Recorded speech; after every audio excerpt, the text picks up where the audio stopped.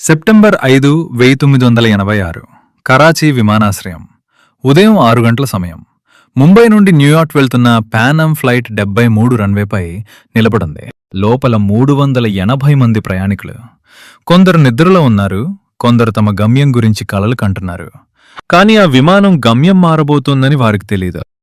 Airport భద్రతా సిబ్బంది ముసుగులో 4 సాయుధ ఉగ్రవాదులు విమానంలోకి చొరబడ్డారు. తుపాకుల గర్జనలతో ఆ ప్రశాంతత ఒక్కసారిగా ముక్కలైంది.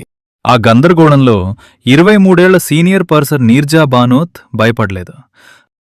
తన తల్లి ఒకప్పుడు చెప్పిన మాటలు ఆమె చెవిలో మోగుతున్నాయి. పారిపోమంటే చనిపోతానేమో కాని భయపడి పారిపోను అని ఆమె ఇచ్చిన సమాధానం గుర్తొచ్చింది. చకచకా కదిలిన నీర్జా ఇంటర్కామ్ ద్వారా హైజాక్ కోడ్ను పైలట్లకు చేరవేశారు.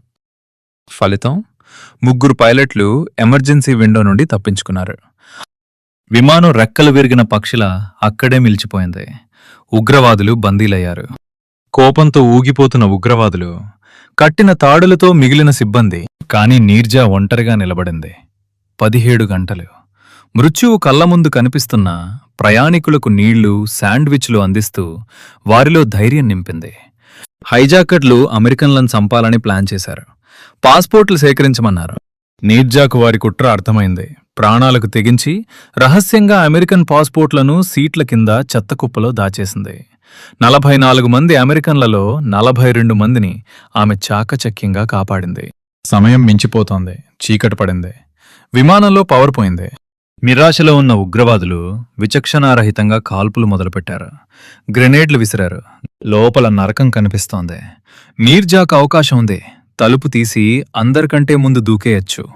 కాని ఆమె అలా చేయలేదు. ఎమర్జెన్సీ తలుపు తీసి ప్రయాణికులను బయటికి పంపడం మొదలుపెట్టింది. చివరిగా 3 చిన్నపిల్లలు మిగిలిపోయారు. వారిని కాపాడబోతుండగా ఒక ఉగ్రవాది ఆమె జుట్టు పట్టుకుని లాగాడు. పాయింట్ బ్లాంక్ రేంజ్లో బుల్లెట్లు ఆమెను తాకాయి. తన 24వ పుట్టినరోజుకు కేవలం 2 రోజుల ముందు.